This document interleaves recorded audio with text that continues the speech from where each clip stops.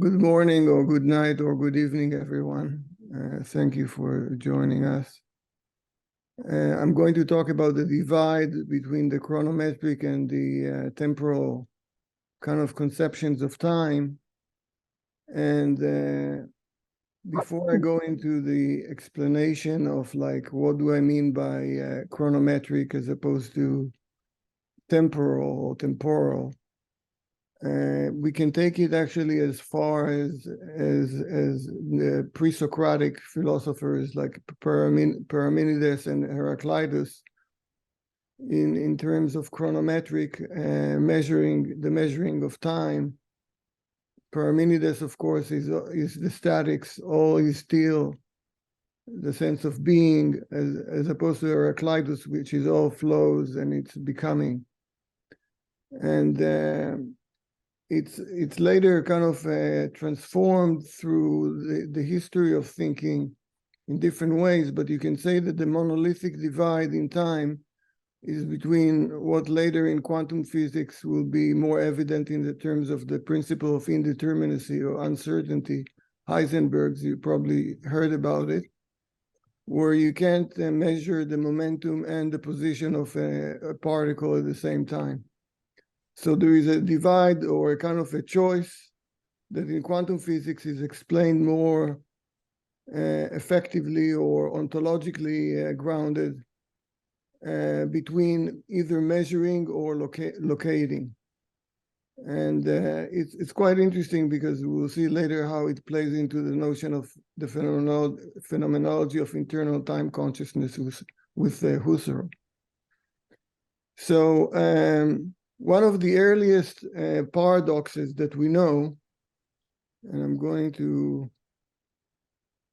I didn't want to do a PowerPoint because PowerPoint always makes me into a robot. Makes me feel that I'm a robot. I prefer to be a cyborg.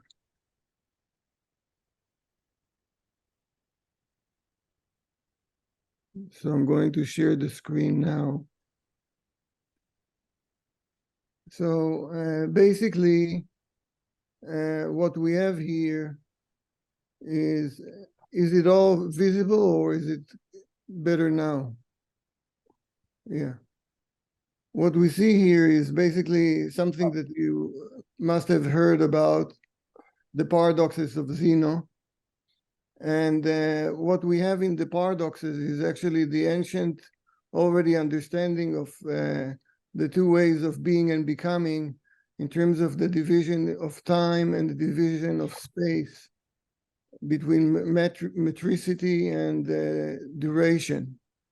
But it actually kind of coincides with the notion of the division of movement that infinitesimally grows smaller and smaller as the arrow is being shot from the arch, and it becomes in a way a metaphor for the arrow of time that never really ceases to finish its flight and reach the target, right? Now this particular kind of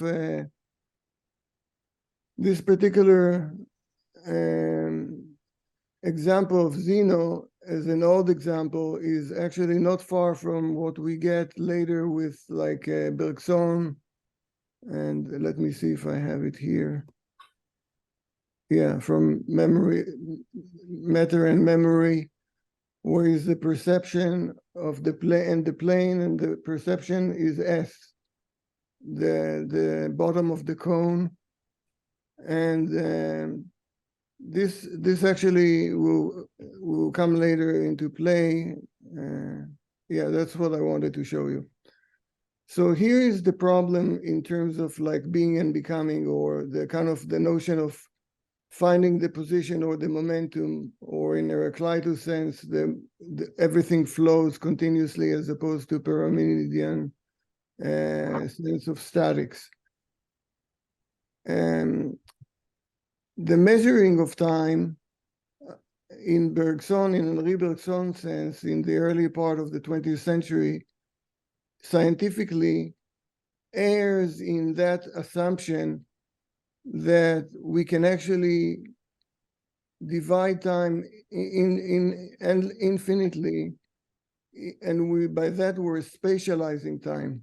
In other words, we're turning time into a space analog, not into a temporal experience, which is only possible through duration. And based on duration is experienced intuitively through the intuition of space and time, as in the Kantian sense. Now, let me stop it for a second and go back.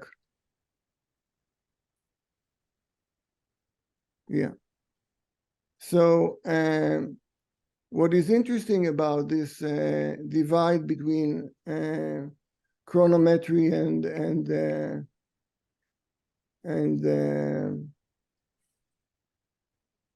chronometry and specialization is that actually Bergson's critique of that was preceded by other kind of philosophers or physicists in the 1700s, but they stopped following that with the invention of clocks from medieval age. So clocks were basically machines that had to do with like a mechanical apparatus that retained through oscillation the measuring, like a metronome, the measuring of time intervals, and repeatedly so. So in a sense, what I think that I wanted to talk about today is about two things that seems to be solidified within the emergence of modern science, which is one, that there are two types of experience. One, an experience that is measured, and therefore it's chronometric. It can be measured by numbers, it can be measured by a pendulum or by oscillation, all the way leading to atomic clocks that are basically based on sort of giving a little bit of a tease to the clock, so that it starts the oscillation of the atom, which can last for thousands of years with only a kind of a loss of a minute every thousands of years, or a second, sorry, which is seems to us minute, but that's still a kind of a loss. On the other hand, we have a durational experience, which is much more vague, but very, very real to us in terms of what is the experience of time, in terms of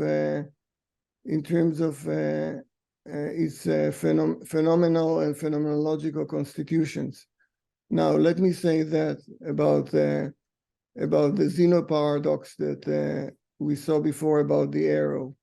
Already Aristotle critiqued it in the sense that there is a confusion between motion and time in the paradox.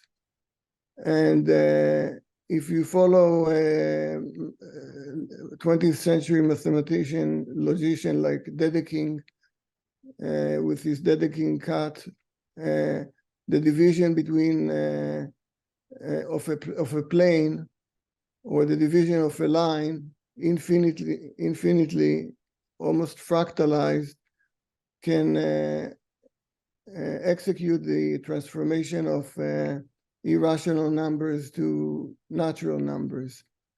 So in other words, there were different kind of ways to tackle the Zeno's paradox, but the most fundamental one was that the experience of time is not measurable, according to Bergson. Durée, or durational time, is not measurable. It's lived. And that, of course, gives room and place to vitalism and all this discourse that we may go later into in relation to organicity and the organism. But I think what is important to remember that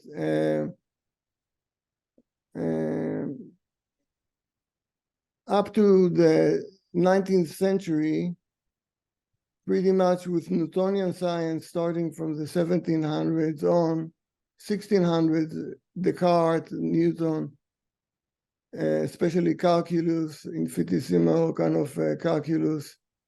Basically, we reach the point where clocks and clouds seem to be in opposition. And I'm using the metaphor from Karl Popper, the philosopher of science, to basically designate the notion that there are two kinds of phenomena in the world. There are clocks and there are clouds. Clockworks, as in classical mechanics, is the ability to basically relate to time as infinite and universal, as in Newtonian time, and to space as three-dimensional. So a clockwork would be perfect to build machines. Even today, we still rely on Newtonian mathematics to build airplanes or machines. We don't require quantum physics to do that. But there is still a challenge for Newtonian physics or the Newtonian paradigm of time in terms of what Prigogine calls the physics of being or the physics of becoming. In other words, it still relates better to dynamics rather than to, it still relates better to statics, to mechanics, rather than dynamic processes that have a higher degree of complexity. Now, in order to tackle the complexity, imagine a cloud. A cloud is a nebulous kind of gas, right? And this cloud is perceived by us figuratively as a cloud, but it's not a cloud if you think about it from a chemical compositional sense. So when you want to measure a cloud from a classical perspective of physics, of universal time, and you want to use a system, you basically relate to what we now know as statistical mechanics, right? And statistical mechanics was introduced in its modern form by Ludwig Boltzmann, an Austrian physicist, one of the greatest scientists of the 19th century, if not of all times. And what Boltzmann did, he started with like what was an hypothesis in the working that became very effective mechanically, and that is Carnot's invention of the combustion engine. And he worked his way through thermodynamics, what is called classical thermodynamics, into statistical mechanics. Now, this is one thing that I want to explain a little bit more in depth before I will move to back to Bergson and Husserl. So far we're talking about measuring time, like the cloud. But what happens to the cloud when you tackle it from a statistical mechanical point of view, like Boltzmann? You rely on probability.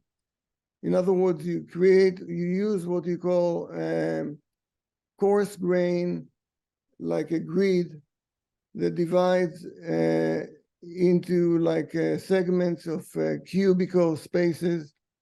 It can be 3D or 2D, you can imagine it. And in that, the molecules, some of them are counterfactual, some of them are actual there, are probabilistically distributed in each of the chambers of this coarse grain. And within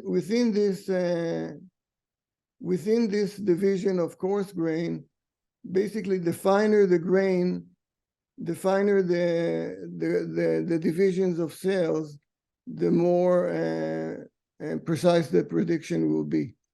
So let me show you an example of that. Can you see the screen?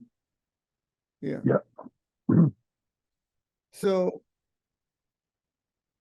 this is a kind of a 3D coarse grain that is relying on computers, so on a computation, and it's kind of much more sophisticated than in the time of Boltzmann. But basically, Boltzmann ideated the notion that you can basically tell more or less how the distribution of gas can be not predicted in a sense of a Newtonian physics, but pretty much get the same results in terms of precision. And that is in accordance with the classical laws of mechanics, which creates a paradox. And here's the paradox. If you think about the microstate, that is each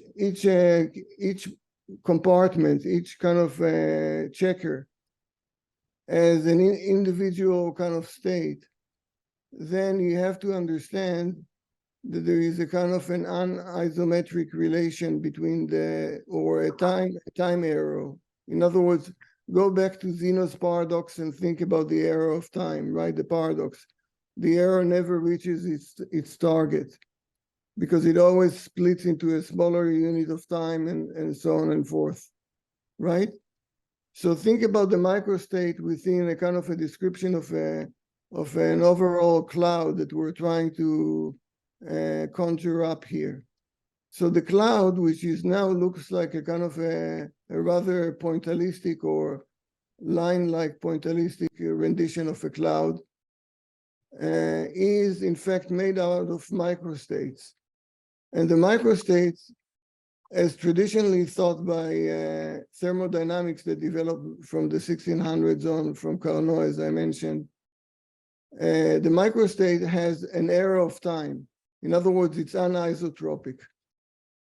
And anisotropy, meaning in thermodynamic theory, what we mean by designating it as entropy.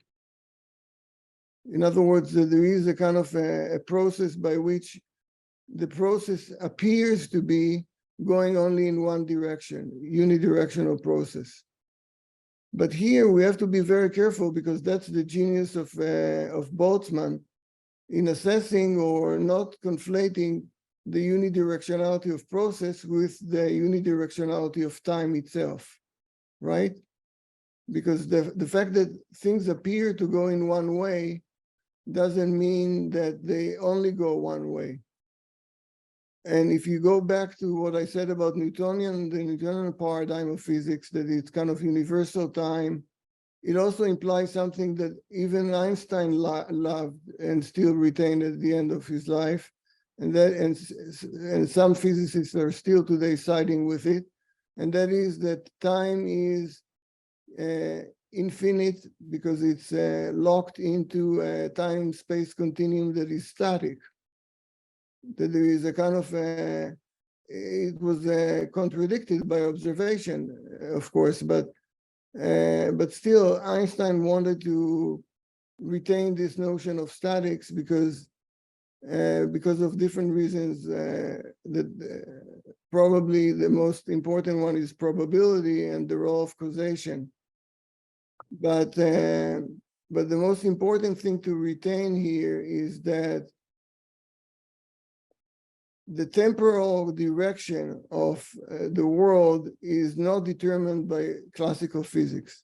Classical physics, when I say classical, I mean even quantum physics, constitutive physics, is based on symmetry laws of time. In other words, you can move the arrow of time backwards and forward. Now, that seems to be okay unless you try to correlate the microstates into the macrostates. And the macrostate in thermodynamical phenomena clearly, or many dynamic phenomena, not just thermo, like gases and liquids as well, manifest a behavior that is unpredictable. Now we have other kind of theories like complexity theories, the nonlinear dynamics that deal with it. And it was all kind of originated mostly from Poincaré, the work of Poincaré. But what is important is that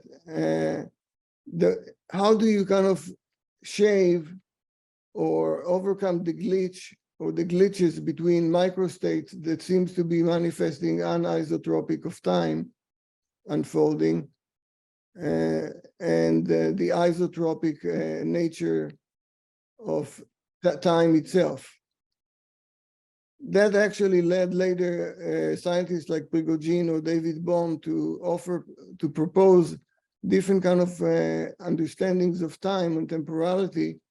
And I think one of the key factors for Prigogine was this notion of internal time. Now, internal time is the concept that he introduced in From Being to Becoming, one of his earlier but not late, not early, but pretty early still publications. And I think that my suspicion that he took the notion of internal time from Husserl's internal time theory, internal time consciousness. And he wanted to overcome a kind of an obstacle that prohibited scientists to think in terms of organicity or plasticity or phenomenal experience of processes. That is, that we never happen to see an egg going back to its shell when we do the breakfast, right? We don't see the water streaming back to the sink from our hands. Something that we can do on film or music when we play it backwards, but we can't do it in the real life, so to speak. Well, here's what Boltzmann proposed, and I think this is a very radical one, and then I'll go to Husserl and Prigogine. What Boltzmann proposed is that, in fact, and he went through a couple of phases of formulations. There were Zoroastrian paradox, Loschmidt's paradoxes. Each time he tried to amend the thermodynamical conception of the era of time by offering a kind of a neutral epistemological, or actually neutral ontological explanation about why things appear that they go in one direction. Why is it that we're aging in one direction and we're not getting younger? Why reversibility, even though it's supported by Newton's and even again by Einstein's laws, is contradicted by our quotidian experience of phenomena. And Boltzmann came to what we can call the age theorem, but later is known through his own writing as the cosmological hypothesis. And that is that probability is not just a kind of a tool for Boltzmann. Probability is an explanandum, an ontological explanandum for the way, if you want, that nature behaves. In what ways? In ways that can explain or can replace causation with the notion of probability. So in an infinitely long stretch of time in life, it is possible that the egg would defry itself back to its shell. But it's just that the probability is so small that it's most likely we'll never see it again in our lifetime. Now, I want to make a kind of a footnote here and say that I'm not using the word probability in the same sense that I'm using the word statistics, because statistics is a different type of statistical theories, or basically branches or theories of mathematics. Probability here, in Boltzmann's sense, had a metaphysical essence or supposition, and that is that our perception itself is based on probabilities, because most of what we perceive indirectly, not based on direct perception. Now, in the 19th century, all the way to the 20th century, one of the most influential scientists of the day was Ernst Mach. And Mach was known for being a kind of a phenomenalistic and empiricist in the strict sense. His book on the analysis of sensations, he talks about like time as the sensation of time. Everything is sensorial, has to be sensed. Well, everything has to be based on direct perception. What Husserl introduced later is very much what Boltzmann is suggesting with relation to statistical mechanics or to entropy. And that is that the arrow of time that we discern in natural processes is an outcome of the probabilistic structure of the universe to which we witness. And our witnessing here is not any kind of mystical dimension. It's actually a constitutive dimension of the objective world. What we now understand as superpositions or entanglement or non-locality in quantum physics. These are not just about what later will kind of be mystified as the role of the observer. The observer is not a human factor. It doesn't have to do anything with like consciousness or these questions that Bergson brought up. Now I'm going to say two more things about causation and probability. So traditionally, causation, what we call cause and effect, are understood as in the Brownian motion in the case of Einstein's paper. They understood in terms of cause and effect. But what happens when you can't explain cause and effect? Well, Einstein, to his dislike, was with two major works that he did, one on the photonic emission, which basically was the basis with Planck, black body, the basis for quantum physics, and another on the motion, on the Brownian motion. He basically pioneered with some others, with Planck, the beginning of quantum physics. So he went against his own grain later, as he kind of lamented perpetually. But the truth is that there is something deeper and much more revealing about Boltzmann's work if you think about what happened in quantum physics. Because what Boltzmann is doing is no longer relying on cause and effect explananda, but is rather relying on observational data that is measured by a mathematical kind of model that relies on probability as an explanation, as an explanandum, not only as a tool. So Boltzmann, in that sense, is not purely a constructivist, or is a constructivist, but not of the conventionalist sense, that is using things only for convenience, like a lot of the positivism that was in fashion at that time. Now, causation, once causation is taken out of the equation, a lot of the problem, and replaced by probability, a lot of the problem that preoccupied Bergson dissipate. Why am I saying it? Because Bergson was actually at his time, I don't know if you know it, but he debated with Einstein in the early part of the 20th century. They had a public debate. And Bergson was really a celebrity at the time. He was like a philosopher celebrity. And he critiqued Einstein theory, the special theory of relativity. He even wrote a book. It's called Simultaneity and Duration.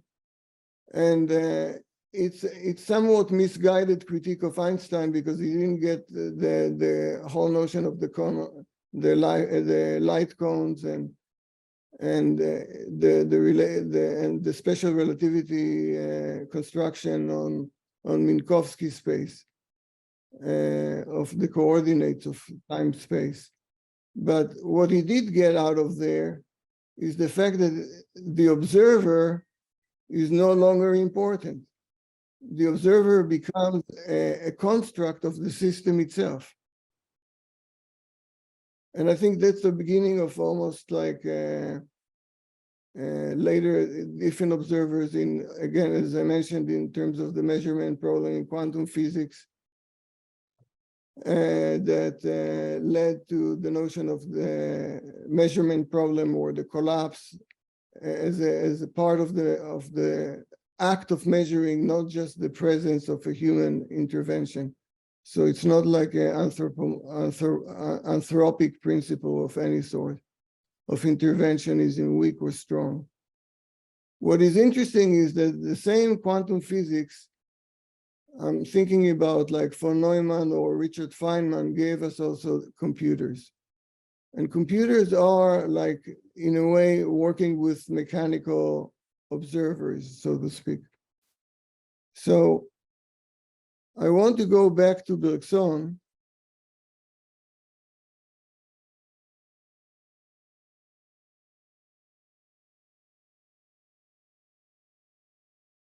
And then I'll move to Husserl. So Bergson's understanding is quite interesting because I think he's one of the most complicated philosophers that falsely appears to be simple. And I think he's also, known for many of you through the interpretation of Gilles Deleuze, which is a fascinating kind of interpretation, but often it's misconstrued because of their sympathies for different things. For example, Bergson saw cinema as the enemy of cognition, so to speak, as a pollution, a form of distortion, of metricism, of chronometricism over durational experience, which would be likely in theater, experiential, and not reproduced, a kind of a dreamlike sequence of what the way that Bergson defines memory is the flow of mental images in sleep, which is not quite Freudian in the sense of the subconscious mind, but there is a mechanics here that makes Bergson closer to Kant and to some extent to Brentano,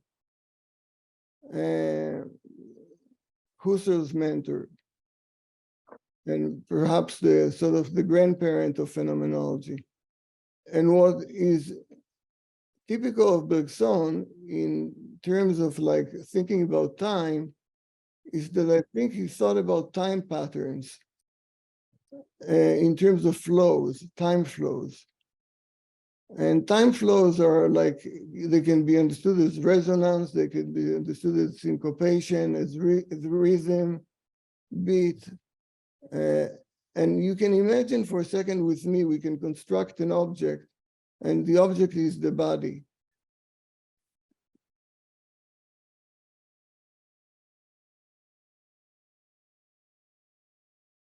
This is a recent painting that I did, so I'm going to put it there just as so I don't need to stare at myself. And the body is made out of organs. Each organ is like a clockwork. For example, the heart has its own beat. The liver, the spleen, the ears, the eardrums, the brain, the mouth, the eyes, each of them has a kind of a different temporal chronometric aspect. Yet the whole thing seems to work like together, right? So how can you explain it?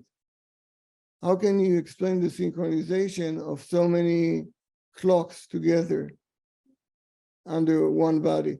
I said it last week that when you have one of these organs becoming unsynchronized, it can cause either illness or disruption or death, right? I mean, basically, this clockwork is really fascinating from a physicalistic point of view, but also from a phenomenological point of view.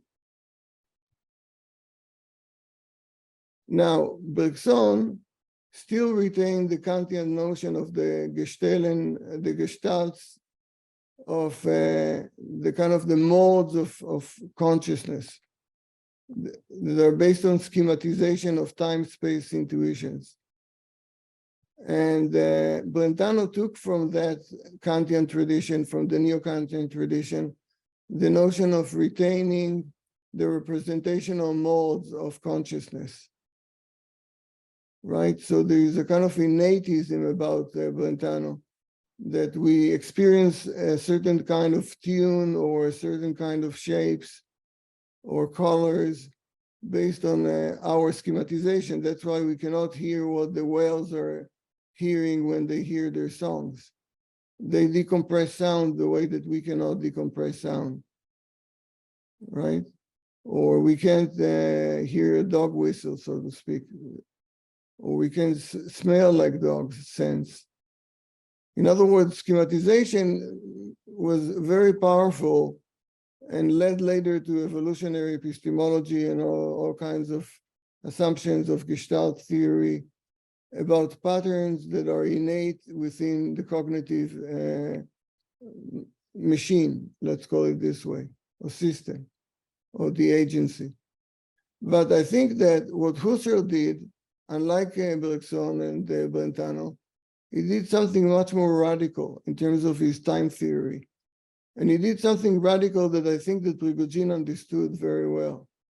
And that's the chapter that I gave you to read. Does time pre-exist or comes before, precedes existence? Let me talk a little bit about that. So what happens if you don't assume the dependency on gestalts that are on modes of experiential, of cognition, of experiential contents? What if you assume only a formal registration of the contents? That's much more fluid, because then you run back into the old problem of Zeno and his paradoxes about the conflation of movement with time, with duration, with measuring at space and all that jazz. So why?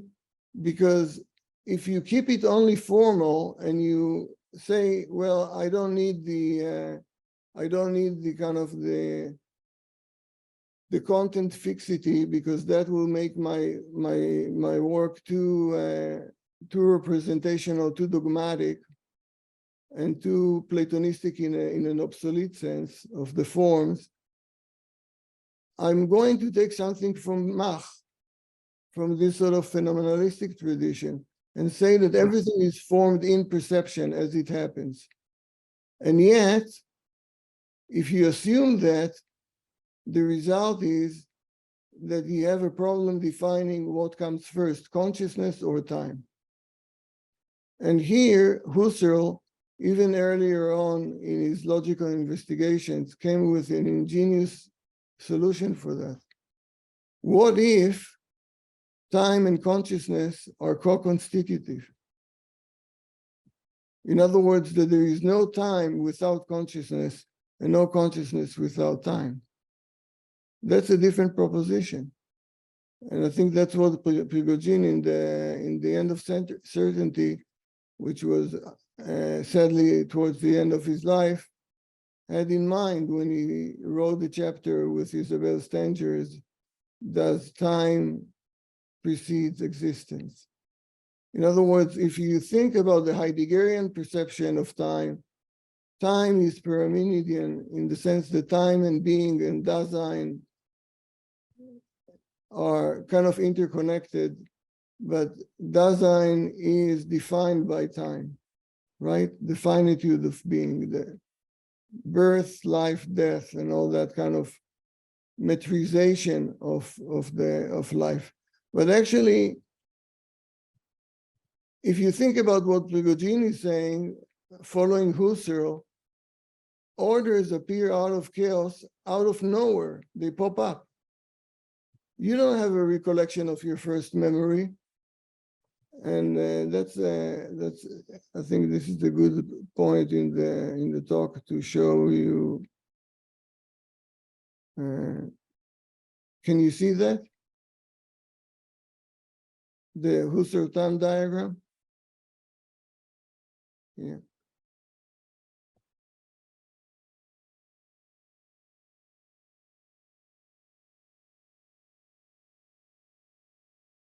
He worked on his time theory throughout his life. He never finished it. I'm actually working now on a different modeling of this, but I wrote this almost like 8 years ago. So It got published later, but I would use something else now. But I wanted to show you this diagram and talk a little bit about it. So imagine a musical tune. A musical tune, or what Husserl calls a temporal object. Now, temporal object doesn't have to be temporal. It doesn't have to be music. It can be this mug that I'm holding here. The difference is that in objects, as he talks about in Thing in Space, in objects, we are using the adumberation process based on profiling. So I have to create a rotation of the cup, right? And you have to see it from all sides or from most sides to kind of conjure up like a predictive manifold that will tell you, yeah, this is it. In temporal objects that are in themselves durational, like music, the gliding between the primary impression, the retention, what we retain, and the protension, what we anticipate, is actually very blurred. So you can think about like how we are used to, there is a very funny but kind of poignant example that Husserl gives when he, I don't remember if it's a Beethoven symphony, but he goes into a concert and he knows that the Eroica will be played by the orchestra. And he walks in 5 minutes late when the orchestra started playing the Eroica of Beethoven. But he already has a retention of the memory, so he can glide into the temporal object or continuum now, right? Do you see what happens? Based on a retention that was even from a further diagrammatic past, if so to speak, doesn't have to be retained. That's why I think that this, but any questions about this diagram, I'm kind of bored to talk about it because, you know, I did it for so many years. And I need some questions if you want to hear more about that, or I can move on.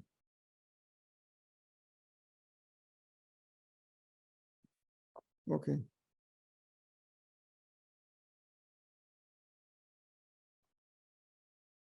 So Husserl co-constitution of consciousness and temporality and time sounded suspicious to many philosophers from the get-go. I mean, there is no question that Heidegger wrote Being and Time after he co-edited with Edith Stein the only volume of Husserl's writing on internal time theory, not from the posthumous writings.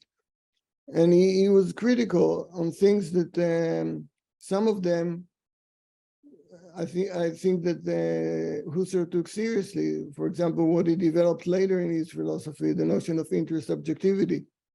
So we know that there are different types of temporalities in Husserl. Husserl is not about either Mach, which is a sensation, what time is. It's a temporal sensation. I sense time. That it was very influential on Einstein, but tells us very little about how we measure time, unless we're in a laboratory conditions that we can measure time and the perception of it. Or it's not very nebulous or tinted with vitalism like Alain Vital of Bergson's reliance on intuition. In fact, Husserl used two different expressions for intuition in the German, but one is intuition in the intuition, and the other is Ausschwang, which is like seeing essence, or Wesen Ausschwang, that are a little bit different from Bergson. But what is the key aspect to mention here is that Husserl ends up with a multi-layered theory of time. And imagine the body that I was talking about, the organism.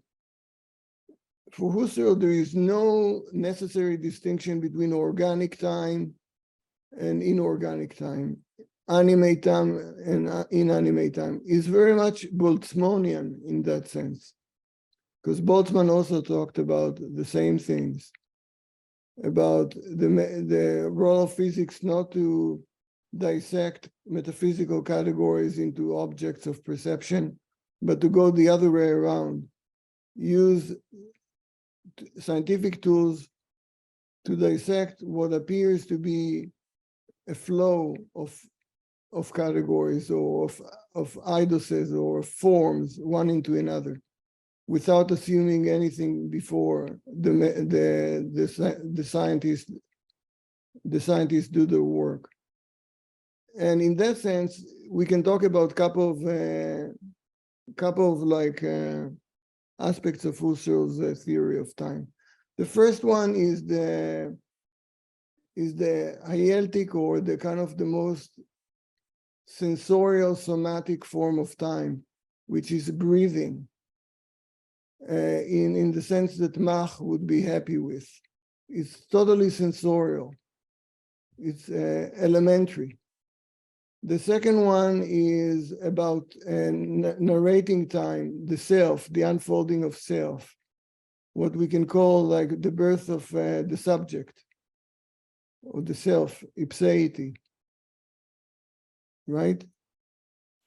When the baby, the mirror stage, or recollections or memories, when we start to remember things, and remembering or recalling is always stronger than memorizing, right? Cognition is always weaker than recognition when we revisit something. And then there is the question of otherness, alterity in the most constitutive sense of the body. My right hand holds my left hand, and so on and forth. What do I feel? Do I feel my left hand pressed, or my other hand pressing? This is a question that Merleau-Ponty will revisit later, even sometimes without giving credit to Husserl, who came up with this example. And then we have the notion of temporal kind of intersubjectivity, when we share time, when time is historical time, what we call historicity now, after Heidegger. But historical time or historicity as a kind of as the times that we're going through now, we feel the kind of the historical earthquake that we're going through now. We don't know exactly where it's heading to, bad or good, but we know that it has a unidirectionality. So and then there is a transcendental time that Husserl never talks literally word by, because he was like a little bit like a Puritan in a sense of using the word transcendental. He reserved it only to the holiest of the holies. And transcendental for Husserl is very confusing because he used it a few times in different ways, so it's misleading. But I think ultimately what the transcendental time, or what he calls sometimes objective time, which is the same thing, is the fact that in order to have the ability to reconcile what David Bohm calls so many levels of descriptions from a physicalistic point of view, you have to have like a one big clock, a universal clock, but not in the sense of Newton, not in the patriarchal sense of a unifying solist time, but a transcendental time in the sense that I would even call it like what David Bohm once said when he spoke about pre-space. I would call it pre-time. The idea of transcendental time, in other words, that how do I know that I'm a subject? How do I trust my subjectivity? Because my subjectivity comes from the outside, comes from intersubjectivity. the same way that Merleau-Ponty mentions sometimes in his notes. I don't know, I don't remember. I think it's in Husserl and the Limits of Phenomenology. That if I listen to music or if I read a book, a novel, I fall back into the subjectivity of the art object. So in other words, the art object is a kind of a machine for subjectivity. Subjectivity is not like an egological sphere. And that was very much the point of Husserl in assessing the co-constitution of temporality with consciousness. In other words, that consciousness is not something that precedes temporality, but temporality without consciousness is unthinkable, right? Because God is not like he's not a watchmaker, you know, in the sense of like, he's like in the World Cup now, keeping track of like, if it's past 45 minutes, if they need to add 5 more minutes or 10 more minutes. You know, God is not standing there with the clock and measuring every second. So in a sense, the idea of co-constitution is actually can be anthropologically brought into the forum even more. But I'm actually wanting to end my talk with a reflection on AI. Okay. So, and then I'll open it to a discussion and questions and whatever objections. So I'm going back to Boltzmann and to Husserl. The fact that Husserl in Thing and Space is using Riemann's manifold to talk about the movement of the body, cylinders and so on and forth, rotational cylinders, and the eye movements, the neck, the torso, and so on and forth, is really intriguing because he's actually kind of looking at no longer relying on the metaphysical distinction between categories of inanimate and animate things that are so obvious in most of the existentialist and metaphysical traditions, starting with Aristotle, with the notion of different type of souls of anima, all the way to Heidegger and Buber and the I thing and I thou and all that, Dasein and whatever you, and even Derrida.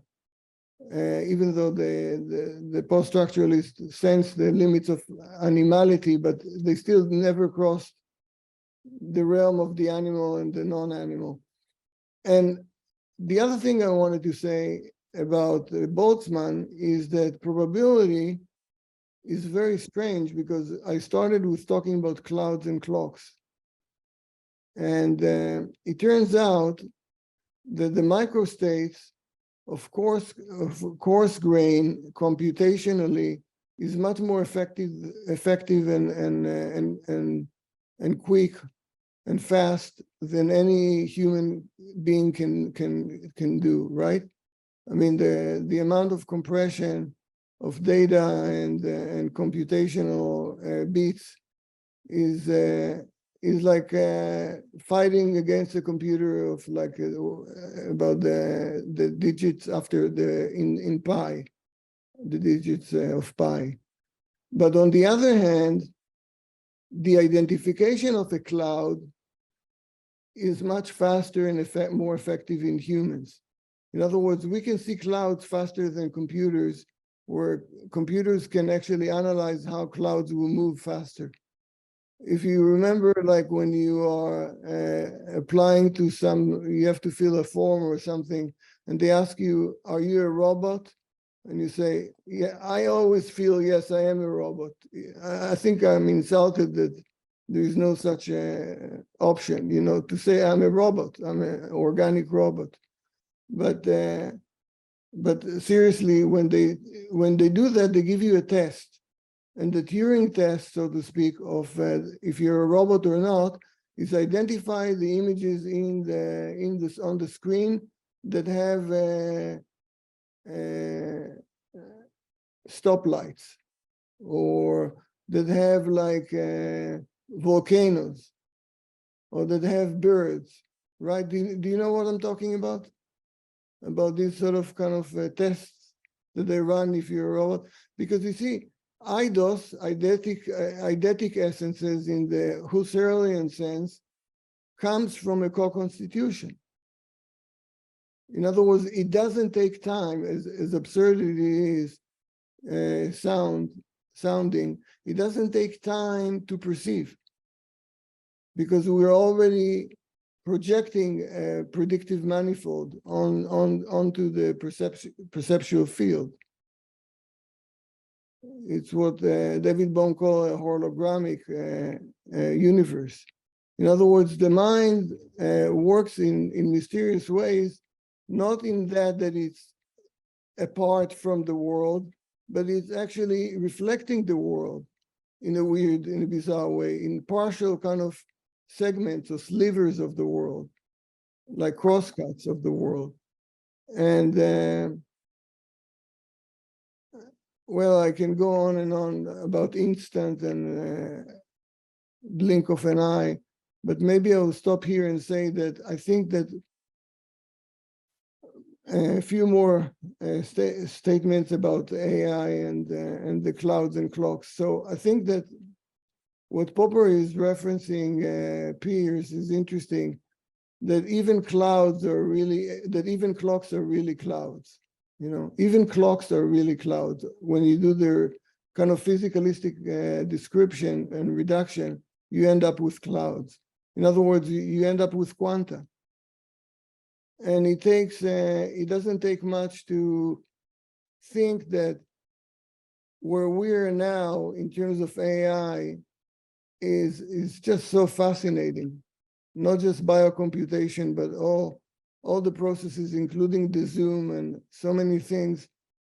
But there is a total overcoming of the chronometric and the temporal divide in ways that we couldn't have imagined it a century ago, even with Boltzmann and Husserl and others. So that's it.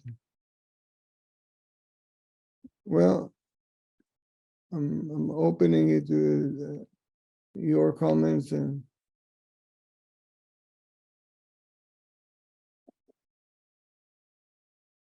thoughts.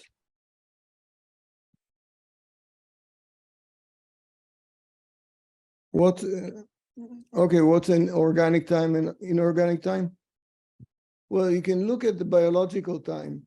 For example, you know that like the Galapagos turtle has a lifespan of like 300 years old in potential. And it's coming from Ada, right? The question.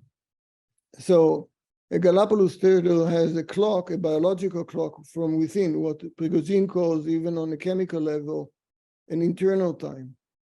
We have an internal time too, but also on the micro states of our perception as well. For example, if you take a German Shepherd dog and it watches a television screen, it will see it as a slideshow, right? Because its perception is much faster than us. Then it would need like a bigger compression of images per second to see it like flowing, gliding, so to speak. So this calibration is one sense of temporality, because duration, you see, the thing about the relativity theory, and the relativity theory is actually, there are two relativities. There are not just one relativity. There are actually three relativities. There is the special relativity that is based on the relativity of motion by Galileo Galilei, and extrapolating from Minkowski space, which relates to the relativity of things in relation to synchronization and time. So that's where the light cones come into business, because as I mentioned last week, any synchronization of two clocks requires a photonic transmission that in itself relies on the limit of the light as the highest velocity. right? So that's one relativity. The other relativity is the torus, or the time-space continuum relativity of the general relativity, which has a different time, because then you can really time travel, hypothetically, even through wormholes. Because you're basically, the world is a geometrical manifold. The universe is a geometrical manifold. The third type of relativity is a unified field, which is even more complex, and it's more speculative, with what used to be called superstrings and now is maybe retained still within the notion, the concept of twisters.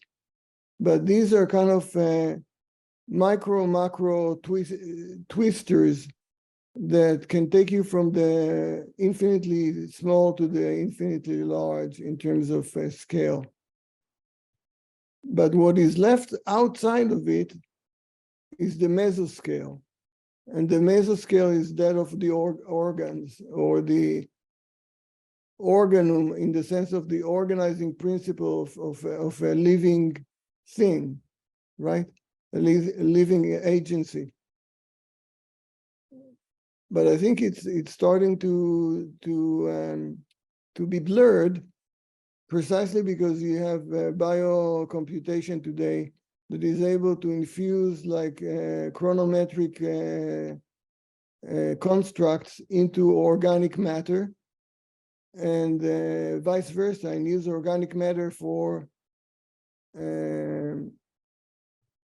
inorganic, like computational hardware.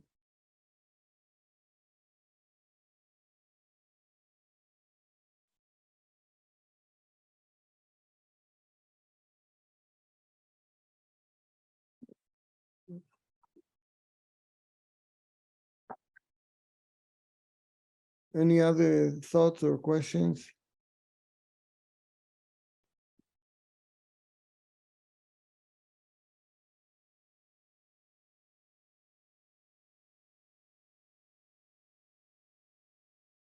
I have a question. Yes, please. Hi, Adam. Thank you for your talk. Thank you. So I was interested in the way you were suggesting connections between Bergson and Husserl, who acknowledges Bergson pretty solidly. But you characterize Bergson as more Kantian, and I'm not sure that I understand that. So could you explain that to me? Because I see Bergson as very much post-Kantian. Yeah, I see what you're saying. He's a Kantian without Kantianism. In other words, he's Kantian because he's still invested in the notion of intuition. But he's un-Kantian in the sense that he lets go, you know, in the immediate, I forgot how is the name of his book. He has a critique of Kant, a very kind of decisive critique, of course, Bergson, right? He has like 3 points that he critiques Kant. I can't recall exactly, in the immediacy of sense data or something like that. Immediate data of consciousness. Of consciousness. But his critique of Kant is still falls within the Kantian, I would say, holy grail, or like holy cow, for that purpose, of intuition. In other words, what I meant to say Kantian, I meant to say by kind of this sort of untouchable concept of intuition. Yeah. So I'm seeing this particular issue as being central to understanding this distinction you're making between reversible and irreversible time. Yes. And so I think Bergson may be working out of Maimond's turning Kant upside down, which is something that Deleuze picks up on. And not just Maimond, but also another thinker who was responsible for the intuitionist school of mathematics, Leopold Kronecker, Mhm. who was Husserl's teacher. Right. And out of Kronecker, we get the phenomenology of mathematical invention. Out of the duration by which two emerges out of one in the cognition Mhm.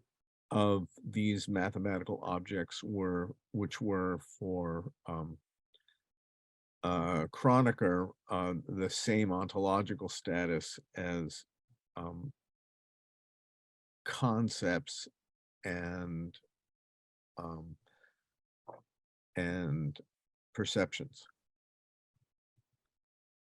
And since Kronecker taught mathematics to Husserl, this temporal phenomenology seems to be very much resonant with what Maiman and Kronecker do to Kant. And that seems to have influenced Poincaré quite a bit, because Poincaré buys into a number of the major issues that are addressed by the intuitionist school. And Poincaré was the dissertation advisor of Prigogéne's dissertation advisor to Donder. So I'm wondering whether there might be some important genealogical thread there that might be worth pursuing. Yeah. And you're connecting Husserl to Bergson as a decidedly post-Kantian phenomenon. Yeah. Thank you for your statements. I think it's. I have to say, I have to think about some of the things that you said, but just what comes to my mind when you say that about Bergson and Husserl is that Husserl, of course, and Bergson both started as scientists. Husserl is a mathematician, and Bergson is a physicist, if I'm not mistaken. And they both felt betrayed by science of that day, in the sense that Bergson felt that it doesn't capture the human experience of time primarily, but not just of time, but in a sense, he was one of the first anti-reductionist holistic epistemologists of the modern time, in the sense that he was looking for a science of non-reductive idices. But I don't think he rejects science, because creative No, evolution, yeah, but he wants to, yeah, but he wants to quarantine it, to segment it, to keep it not as overtaking everything. But he's less of an existentialist in that sense. Husserl, on the other hand, became more interested in he also studied with some of the great mathematicians of his day, and they were all students of Cantor, of Georg Cantor, and he was familiar with Hilbert and David Hilbert and all kinds of foundation of mathematics questions. But he was initially drawn into the psychology of mathematical numbers, which is very close to intuitionism, as you pointed out. That I think he got from Kronecker. And for Wundt too. And yeah, but all of these figures played a role. On the advice of Brentano, by the way, he went to study the psychology of funk. Later, after Frege's accusation of Husserl of psychologism, he became much more apprehensive towards intuitionism, Husserl. But he still didn't retain a kind of a Kantian, I'm saying proto-Kantian, proto-Platonistic notion about numbers. He was very interested in set theory and group theory, and he was aware of what Hans Hahn later calls it, the crisis of intuition. He's aware of non-Euclidean geometry. He's aware of the concepts of transfinite from Cantor's set theory. He's aware of manifolds in the Riemann's kind of sense.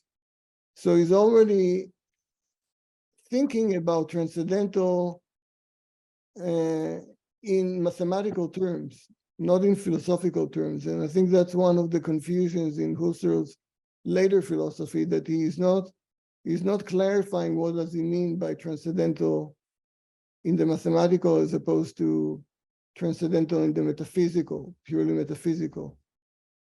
And he's a little bit careless in that sense.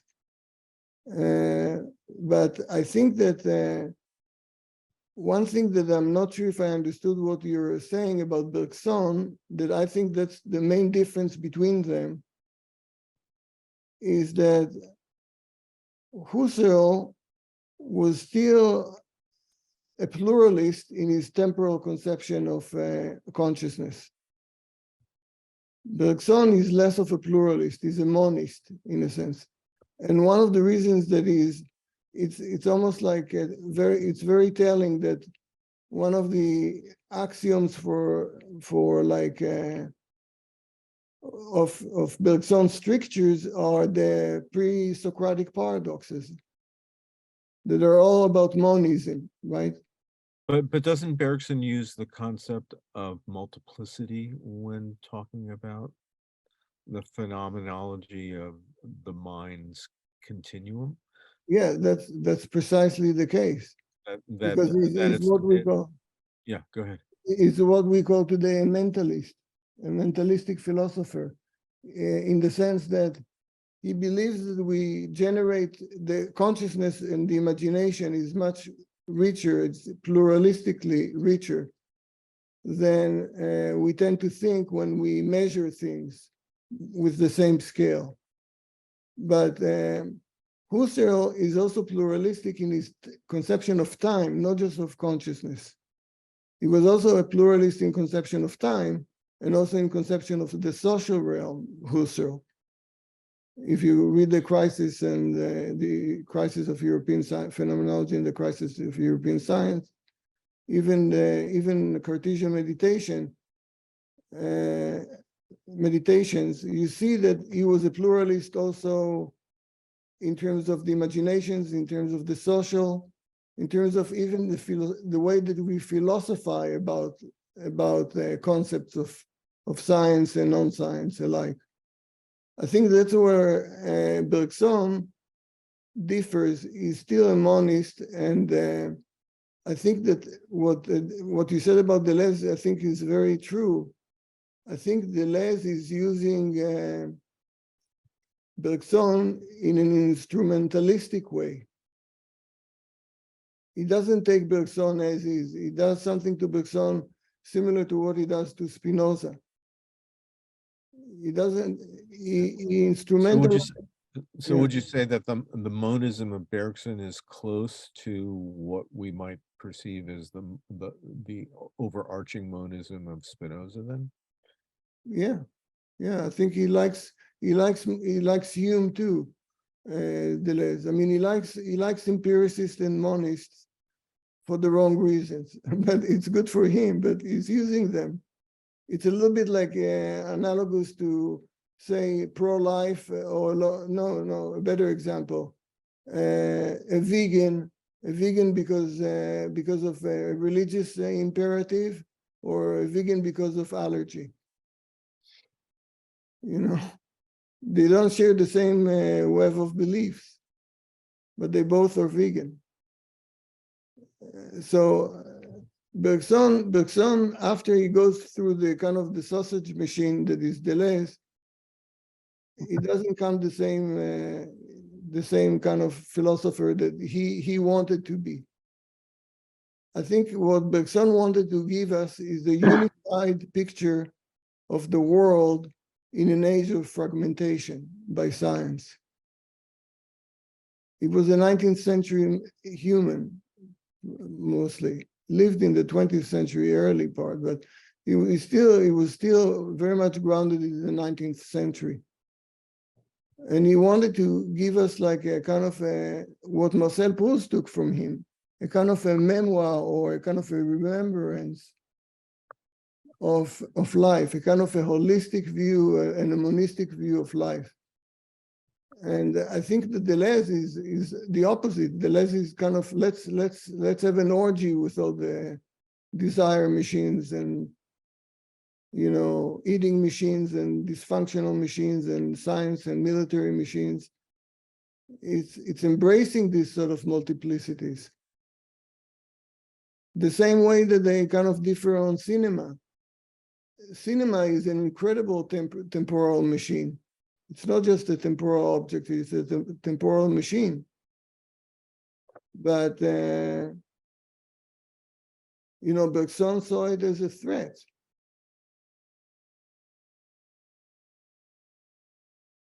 Husserl, I think, was much more neutral epistemologically, and ontologically was much more a pluralist than Bergson. Now, the question of the transcendental is really interesting because now we see that because of computation and AI, we actually are not able to rely on, Gödel or Kurt Gödel or Church or any of these sort of logicians, mathematicians that talked about the limits of consistency or completeness and so on and forth, because we actually don't know the limits of computational possibilities either. And I think it has to do with time. Because you see, I go back to the metaphor of the cloud and the microstates. Computers are better at doing things that we're not, and we're still not getting closer to grasping fully how we are so good at eidetic processes.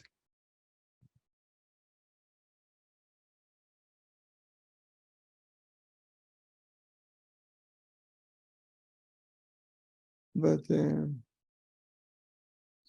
I think the point that you mentioned about the intuitionism is really interesting. I have to think about it and read more.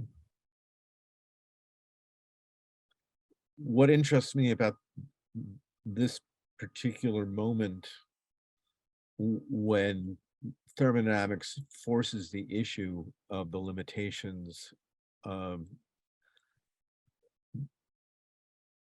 of calculus and its extensions to account for physical processes is this connection between Poincaré and Prigogine and the emergence of phase space, which is a kind of mathematics Right.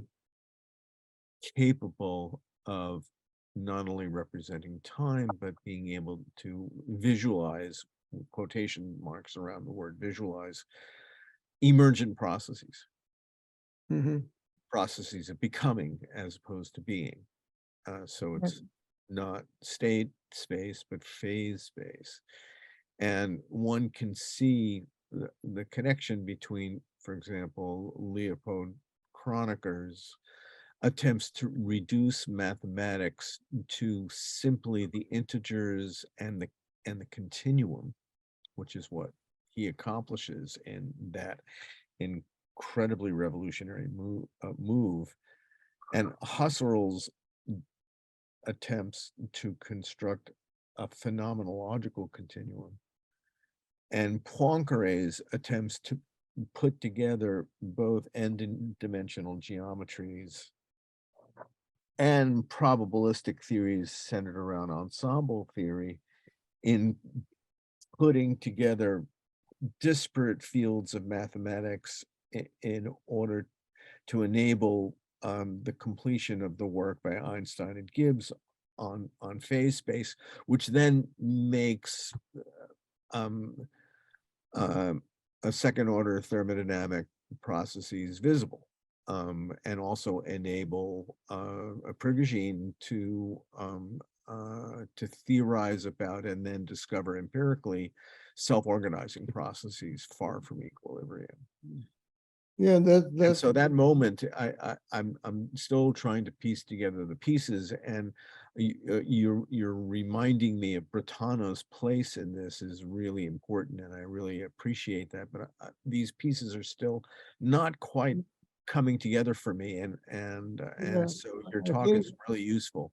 I think that I found myself still 10 years ago and more actually 15 years ago, and I'm still somewhat suspicious and critical of Prigogine is at adopting phenomenological positions in terms of ontology and or sometimes a heuristic or epistemology, because a lot of it has to do with the fact that Poincaré was a very incoherent philosopher, physicist, mathematician. He did different things in different fields.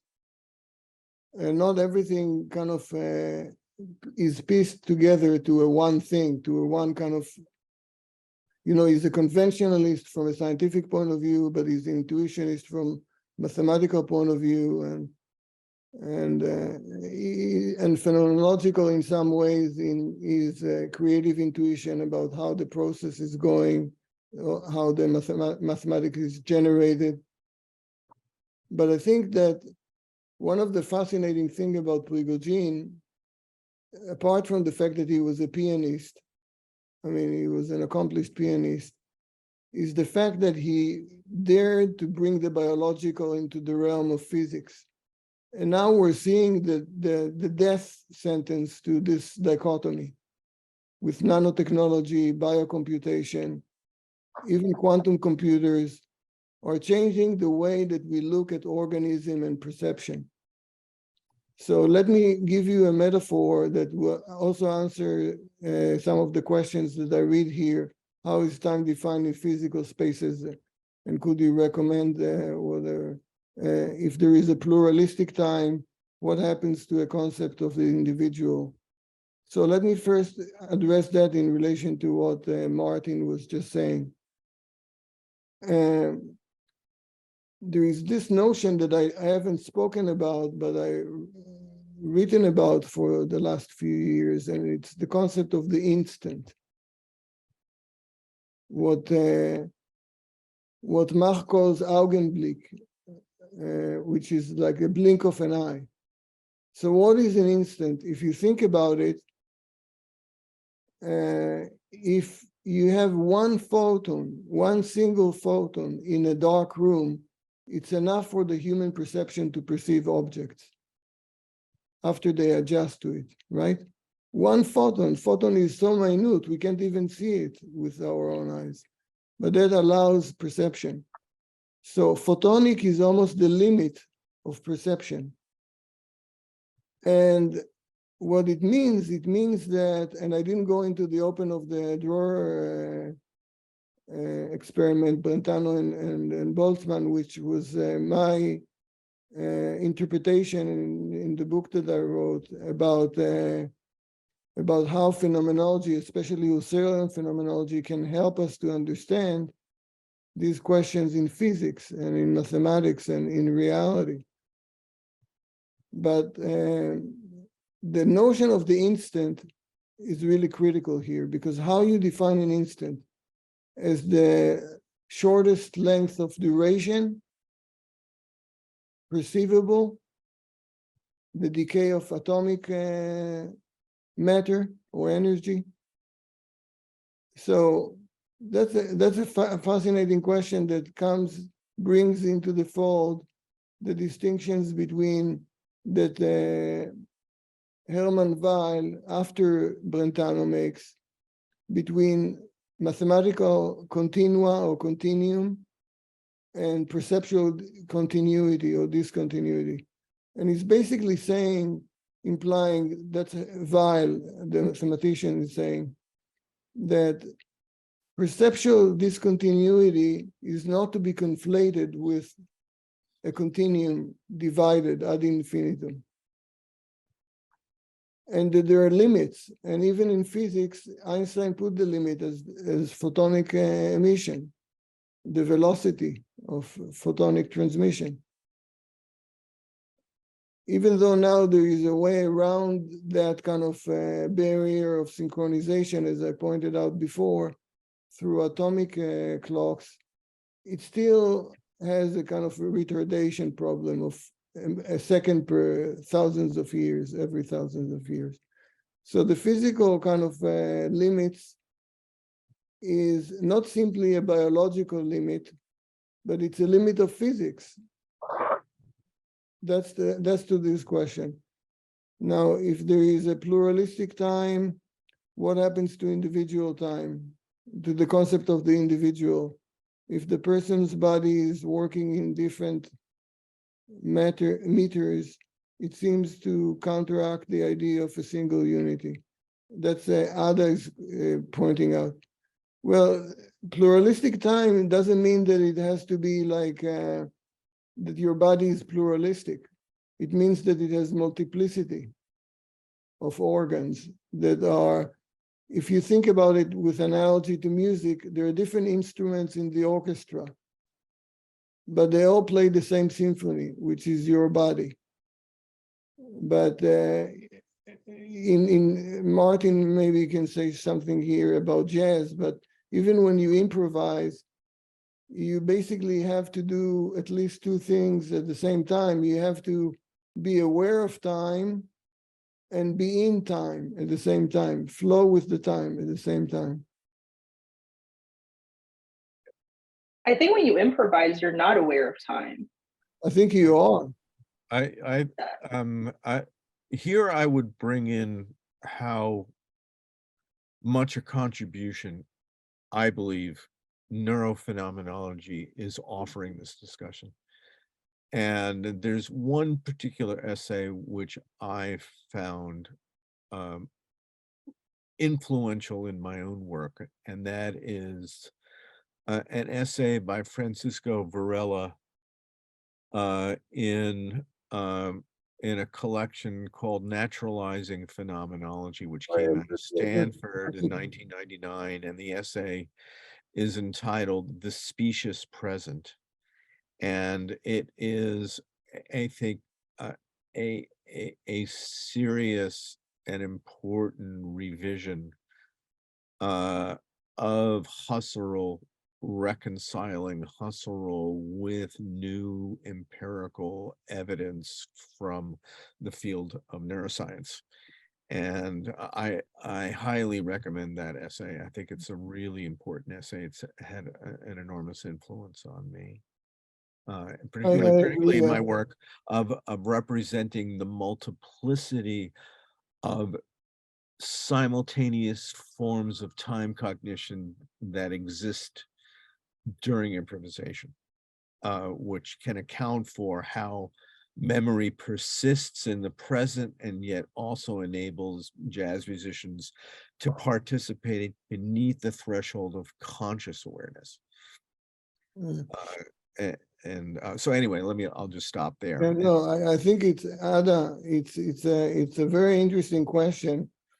If you have consciousness or not, I think that we tend to think about consciousness as a vertical kind of concept in relation to sentience, but I don't think that they're like have any hierarchical relation. The sentience of a body is a form of consciousness. So if you think about it, not in the cognitive and the sentient kind of hierarchy, and Varela and Maturana were doing this work before, but even in neurophenomenology, apart from the question of naturalizing, which I think is less relevant for us today because so much has happened since then. in the last 20 years or 30 years since they wrote it. But I think that if you go back to the concept of Husserl, unlike Bergson, if you admit to the co-constitution of consciousness and temporality, you're not eliminating the chronometric issue. You always have a chronometric issue. That's why it's impossible to recreate improvisation. Even though I was at the concert of George Lewis not long ago at UCLA, and it was amazing because his current music is in fact scripted, like notated as an improvisation. So they played one of his earliest works that was based on improvisation. And then they played one of the latest work that was based on computation, dialoguing with the partiture. And it was so much alike. It was astounding to see how much they almost look like a simulation of each other. And it made me kind of think that there is a higher or lower, depending, again, it's not the vertical axis, it's perhaps it's the diagonal axis or spiraling, but there are multiple levels of consciousness. Consciousness is not one thing. It doesn't come in degrees like awareness. I mean, I can be aware of my iPhone here, but I'm not aware of like the electromagnetic field that enables it, right? But would you say that consciousness is also linked to perception? Because what I'm aware of is also defined by how far I can perceive things. Yes, but not entirely to sensations, because perception in the Husserlian sense is already embedded with intentionality, meaning orienting yourself and directing yourself towards an object. And here we mean an object as an intentional object, not like a physical necessarily object, but a kind of, if you want, a predictive manifold. So when you move your hand to lift up the mug, I know pretty much what kind of object it is, but when I think about like Husserl and Husserl's name, it's also an object of projection and orientation. So sensation, the sensory is not necessarily the same as perception. Perception is already augmented. But once you have a perception, you must have a constitution of consciousness and temporality. You can't have one without the other. And proprioception has to be included in that. Proprioception. Proprioception. Oh, okay. Which is cognition at the levels of the muscles, the sinews, the bones, the tendons, in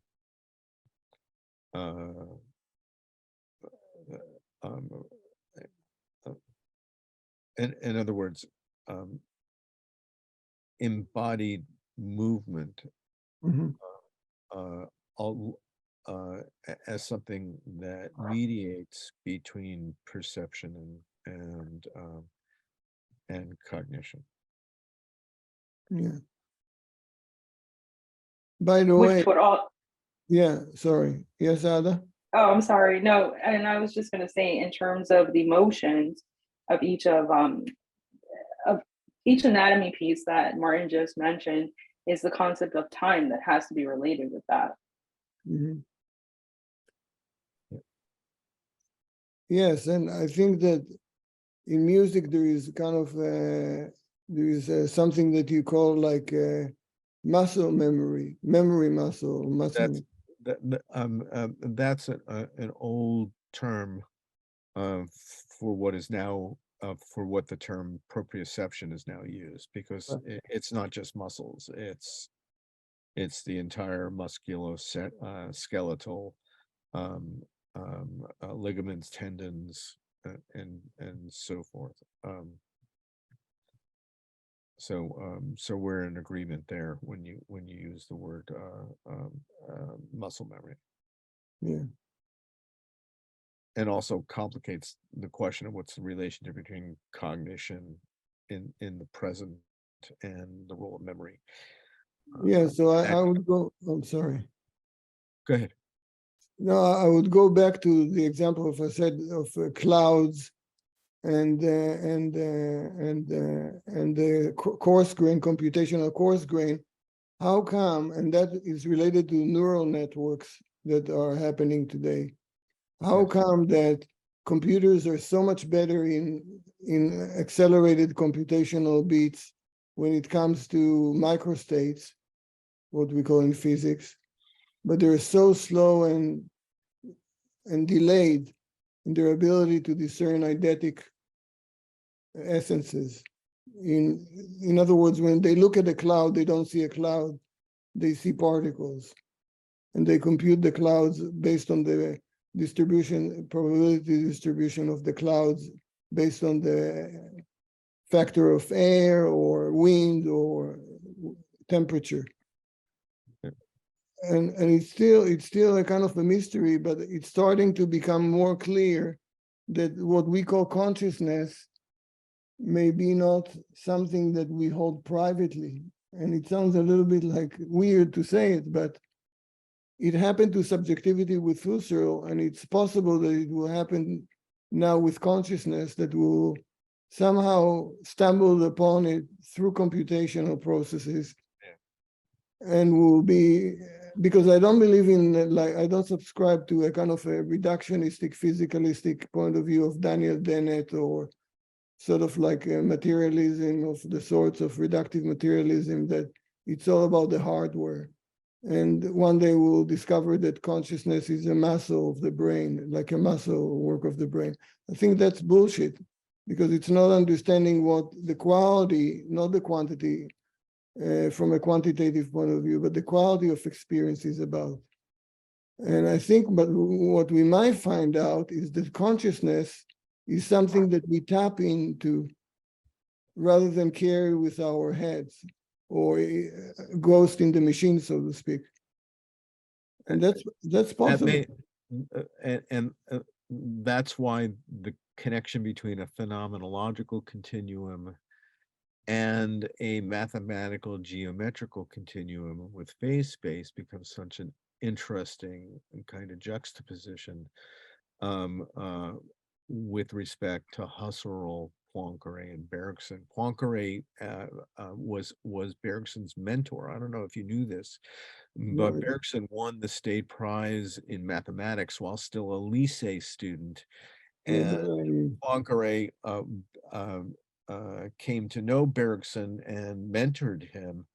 And one can even see the influence of the student on the teacher if you read that amazing essay by Poincaré called On Mathematical Discovery, which is where he discovers how to put the pieces together for phase space, which is the kind of mathematics that enables us to model cloud processes. Yeah. So that moment in history, I think we share a fascination with this particular moment. And your approach has been historically different from me, and so it's really added some really important questions to how I need to proceed. So I really appreciated your talk. Thank you. I appreciate your words. And I would add to it that I think that if Popper was right in objective knowledge when he wrote like of clocks and of clouds and of clocks, if he was right, and we're moving towards higher degrees of objectivity, objectivity doesn't mean the negation of subjectivity, as people think. And one of the benefits of Husserlian phenomenology is that the subject and the object are not positioned one against the other, as in many existentialist interpretation of phenomenology. But in fact, most people get at this through Whitehead, but what you're showing is a completely different you're adding to my instinct that there's a completely different phenomena. There's a different genealogy here, and a really significant one. And yeah. Thank you.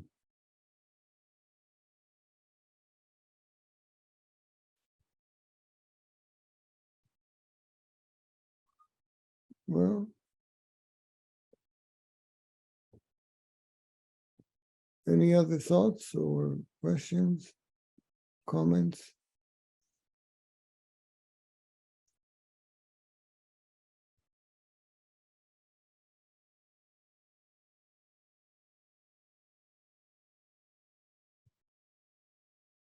Well, I was looking for the most current biocomputation research. Oh, yeah. Biocomputation. Because Tafi, I feel like I'm stuck behind. Bunela, are you here? Yes, I'm here, Adam. Only I could join only a few minutes ago. That's fine. I'm listening. Maybe I have some idea Someone later. was asking about biocomputation. I remember the talk that we saw together of the researcher from Tufts University, what they do with mice and chips now. Mm-hmm. You mean the xenobots? Yes. The xenobots.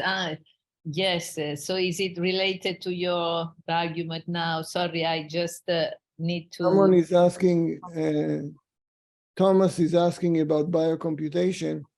And I forgot the name of the computer scientist that does the work.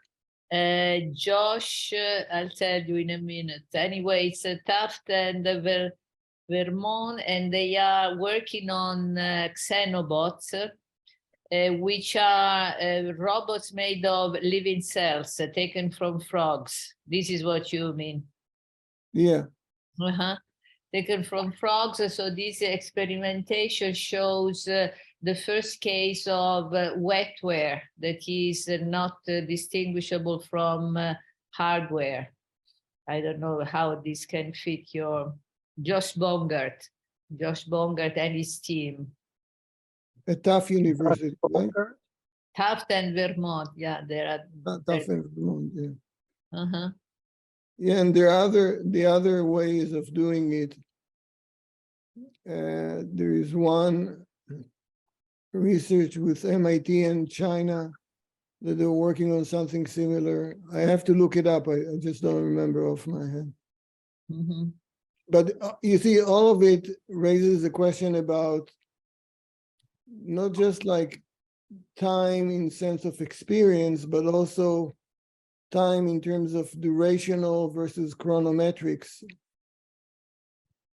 Because how do you measure duration when it's organic or synthetic or inorganic, or do you have different kind of calibrations done together?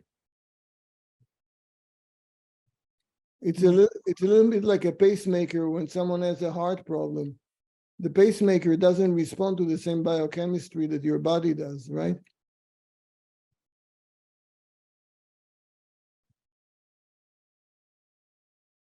So that's a fascinating question. Maybe there is room for more times to emerge, more kinds of times to emerge that we haven't experienced yet.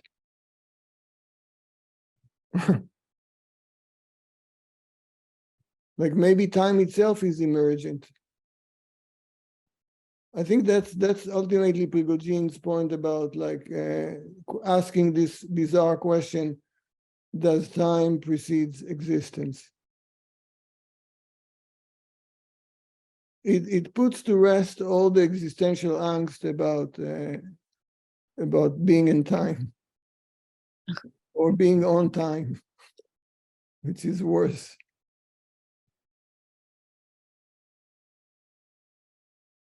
Nice to see you, Bunela. Nice to see you. I'm so sorry I couldn't get your previous lecture, your talk. Sounds very interesting anyway. I hope so. I was a little bit sleepy this morning. It's hard, in LA, when we get like 53 degrees, it's like winter in Alaska. So you're not. It totally freeze.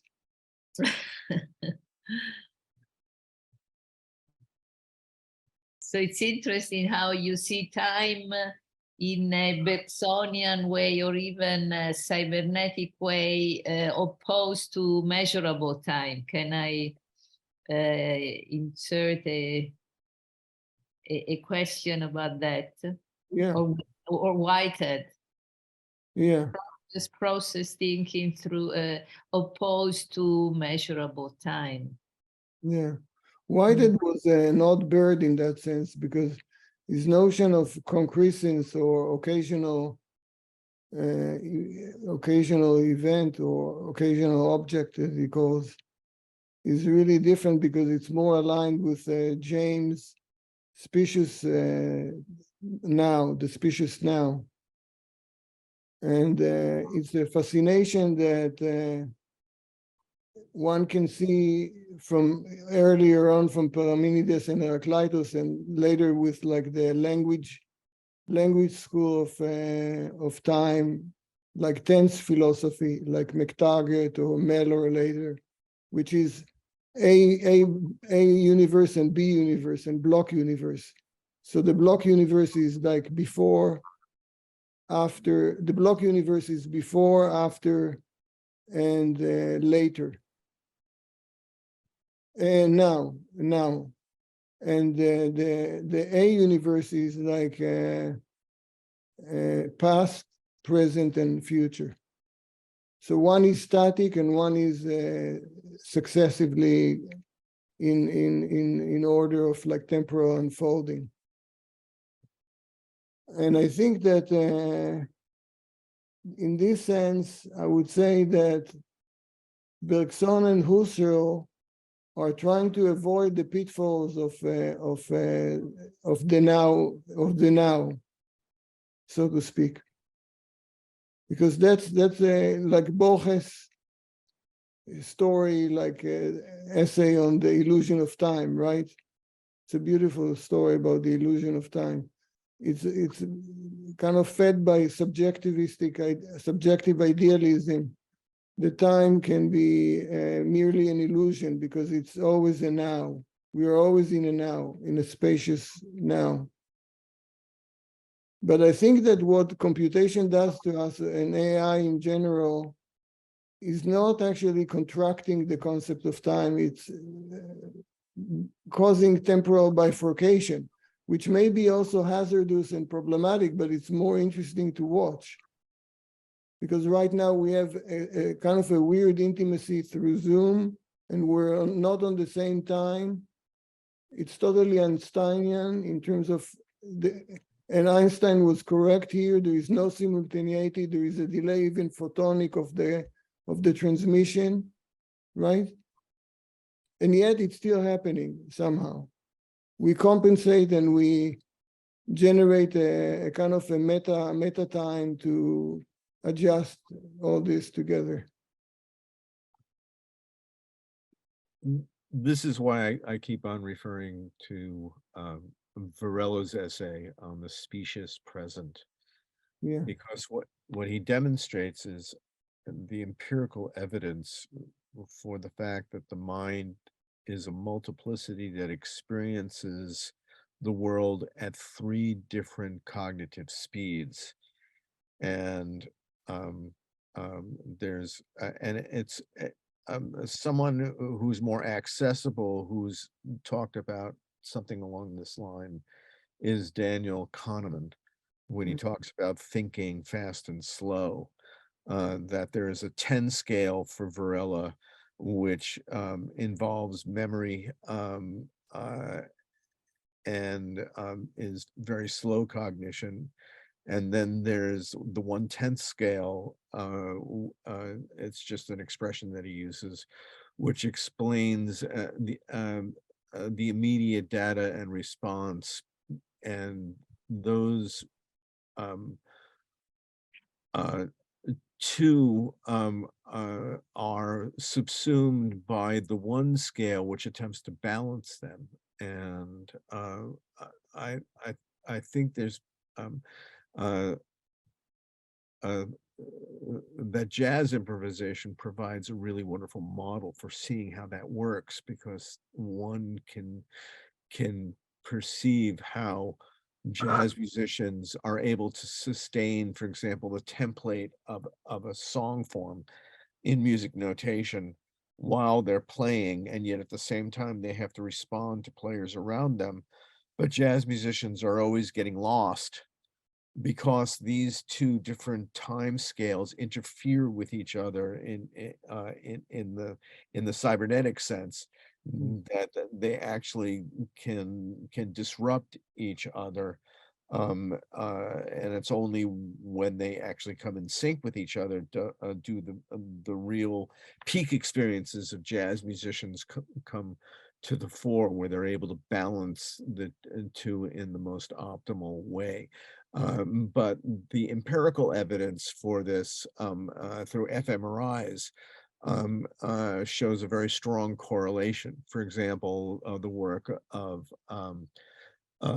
Charles Lim at Johns Hopkins demonstrates that, for example, when you put classical versus jazz pianists inside an fMRI with a keyboard that he created himself without any metal parts, so you can actually put it inside an fMRI. When classical musicians are playing inside the fMRI, in a sense, performing memorized music or reading somehow, a musical score, their executive function and their visual cortex are highly lit up with respect to oxygen consumption. And yet when jazz musicians, jazz pianists are playing in response to a music -1 and improvising, their visual cortex and their executive function, both of which are represent top-down cognitive processes, they fall asleep. So, and then what emerges are these spontaneous neuronal ensembles, which enable connectivity in disparate parts of the brain, even when they're not even wired together. So there is drastic differences between classical pianists' cognition, embodied cognition, and jazz musicians' embodied cognition. And it seems to correlate specifically to the shutdown of the 10 scale, the slow cognition, and the emergence of the 110 scale while people are improvising, as opposed to performing a determined piece of written music. So the evidence for the multiplicity of cognition is there, and its embodiment. It's one of the reasons why I'm so interested in jazz improvisation, because it becomes an extremely convenient site for witnessing, in a sense, this multiplicity.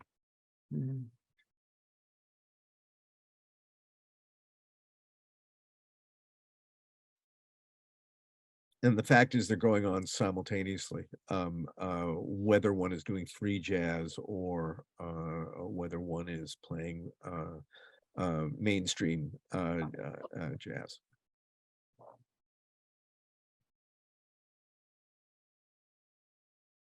Yeah, it kind of reminds me of Hilary Putnam hypothesis in the 70s, the American philosopher, that the main obstacle for computational modeling of the brain, of the human brain or mind, is that we have to rely on multi-computational models. In other words, that the computational processors are more than just one. And we have almost like, as I said before, if we have the body as a topos that has different clocks mechanism, the eyes, the brain, the ears, the heart, the liver, the lungs, each of them has a different chronometric values, and they're all synchronized somehow under one.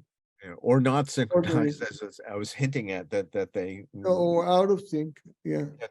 that one, the phrase I use is that one can emphasize the validity of the model by showing its dysfunction. Yeah, and so equally so, you can think about like a kind of an organic computer, so to speak, that is made out of like multiple computers within it, like an organism, which is the meaning of organum in the sense of a principle, organizing principle of a system. And Processing, organic parallel processing. And it also relates earlier to what you said about, or what you brought up as a question that I didn't have time to address, and that's the question of emergence and autopoiesis and self-emergence. Is it uniquely animate process, or it can be inanimate as well? Is it like only living organisms that are autopoietic, or it can, and I think that is the question that we don't know the answer yet. I'm blanking on the name, but there's somebody who's doing work specifically on this. It's really, really interesting, and I'm blanking on the name. I mean, there's someone named Jeremy England who's trying to connect physics and biology in particular ways, and but let me see. If you just give me a moment, I'm going to see if I can find this guy's name. Hold on 1 second. So I have to dig up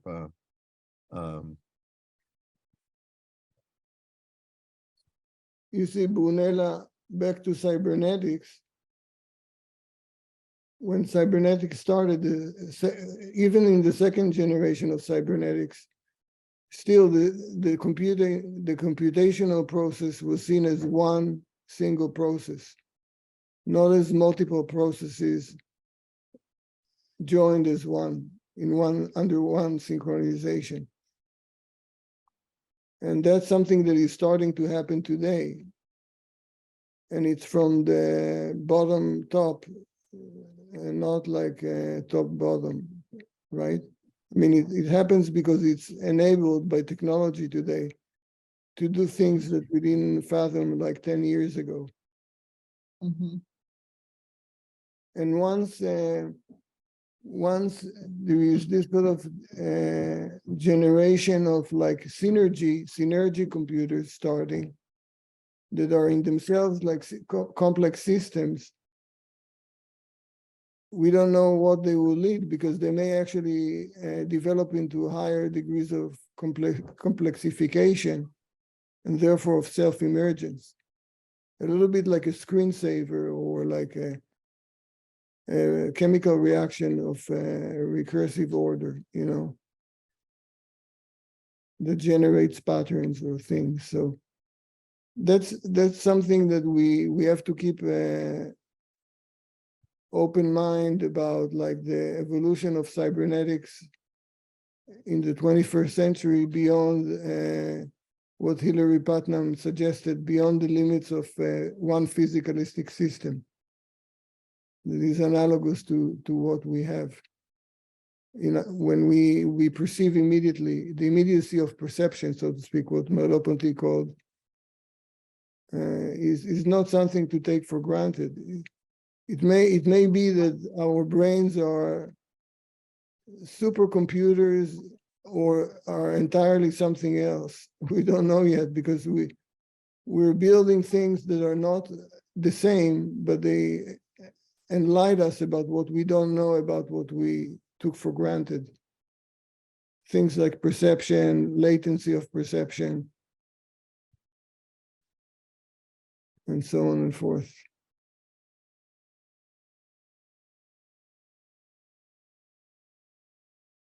So do you think, if I can ask you a question, do you think that there can be a neo-cybernetics tendency of research in this field of time or I think that once it's a question of application and of commerce, of course, but from a purely speculative point of view, there is no question that one of the trademarks of technological evolution or history is the fusing of two different things that are not related, like the phone or the fax machine and the computer. You get the internet, right? If you introduce it to the PC. So if you introduce like two different computational systems together through an interface or a kind of intermediate medium, like a type of black box, anything can come out of it. We don't know until we try it. That's why Hertz and Helmholtz and Mach were so important in the 19th century in establishing the measuring of the perception itself. Because once perception was started to be experimentally measured, we changed our minds about how we perceive the world. We started to see that we don't actually perceive it and then respond to it, but it happens somehow, not even simultaneously, but it happens before we get. That's the neurophenomenological findings of Varela in the 90s already, that we are projecting almost like a computer, a hologramic eidetic essence onto what we perceive, and then we, by trial and error, probabilistically, we eliminate or modify it. And all is done very quickly. So it doesn't mean a death sentence to cybernetics, but it means that we haven't checked all the angles of cybernetics and computational cybernetics. Because I think by the time that cybernetics split from computational theory, it was taken as to be a different field. I think that was a mistake, because I think they have to be rejoined now and produce something that is much more holistic in aptitude than just like the engineering aspect of cybernetics or information theory, as opposed to computational theory and so on. Yeah, the moment the AI with its technology emerged, the cybernetic was considered to be obsolete, but actually there's a great continuity between them, I think. And the dynamics of feedback, however, as you say, in the first order, cybernetic is still linear, but it isn't. If you think that feedback means exactly non-linear, means exactly no linear temporality, but circular, anti-deterministic temporality or dynamics, which is exactly the same whether we talk about the first cybernetics or AI. What do you think? Yeah, I think so. I think that it's also interesting how the role of nonlinearity plays in the analysis of physical systems, and particularly physical emergent systems, because if you remember, it was the influence of Alan Turing's work on the role of nonlinear mathematics in accounting for morphogenesis in the field of chemistry that led to Prigogine and Bolescu and a few other people to write out predictions which led to the discovery of the Belousov-Zhabotinsky reaction, which was the first authentic non-mechanical dissipative structure. Mechanical dissipative structure would be the Bunsen burner, but a non-mechanical dissipative structure would be what's accounted for in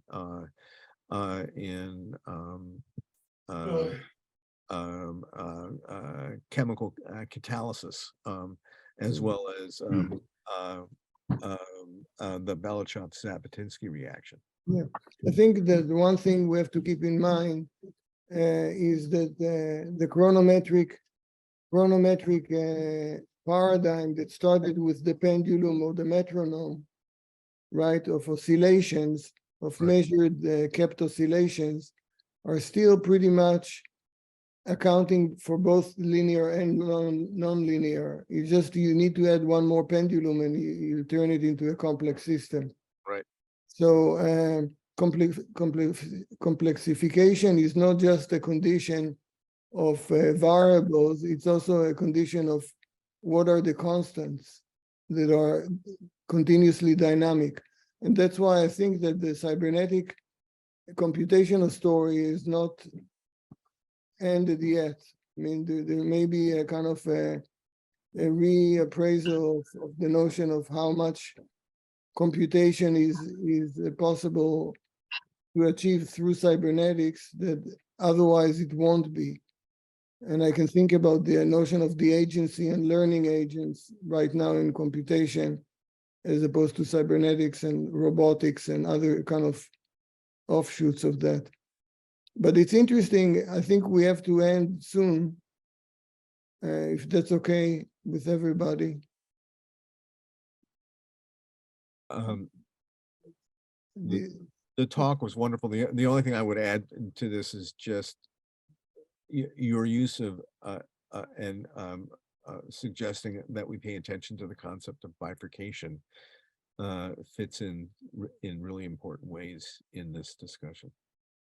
Yeah, I think there is a lot to discuss more, but there is a piano class that starts in 2 minutes in the same space. You're learning how to play? No, my daughter has a class on Zoom because I couldn't drive her to the Colburn today. Yeah, I had to give the talk. So thank you for a really interesting talk. thank you very much for all your thoughts and comments. Thank you very much, Adam.